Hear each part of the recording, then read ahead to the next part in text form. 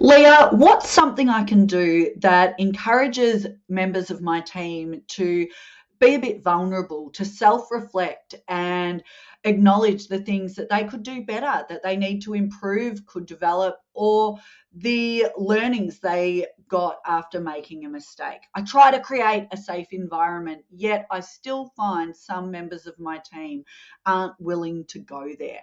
What could I do? This week's Ask Leah question is one that I'm asked quite a bit, particularly around the mid-year point where a lot of leaders are having the professional development or annual review conversations with their people.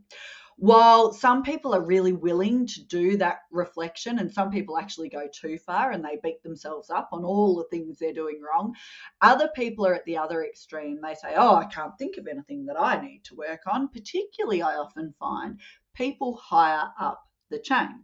It's almost as if admitting that we're not perfect all the time will make people think less of us. So what can this leader do? I want to share a strategy that I use to create connection and create a really safe space in a lot of the programs and workshops I run. And that is by being a bit vulnerable myself first. It's not about oversharing or making it all about you, but I get up and run my communication workshops and essentially say to people, you know what? No one gets this right all the time.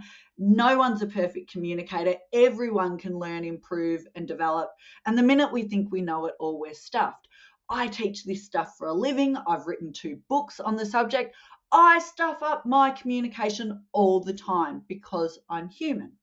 And then I go on throughout the session to give a couple of examples of here's something I still need to work on myself, or here's an area of my development that is still a priority for me.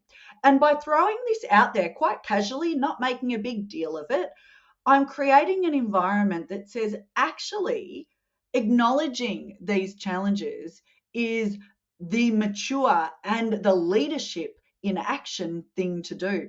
If we're saying that we don't have anything to work on, well, that's actually the defense mechanism and the often shame and fear response. By creating an environment without explicitly saying that, hey, you're being defensive and you've got your walls up, by modeling what I want to see in other people, I find that people who have never admitted things they need to work on are willing to contribute and share in my workshops, even in front of colleagues. And that's not what this leader was asking. They're actually asking for how can they create the environment in a one-on-one. So I encourage you to do this. It might be that in the one-on-one with someone you say, look, I'm going to ask you about what's an area that you could develop at the moment. And before we do that, I want to share with you one of the areas I'm working on because I think it's important for you to know what I, as your leader, am really focused in on too. Here's a couple of the things that I'm working on.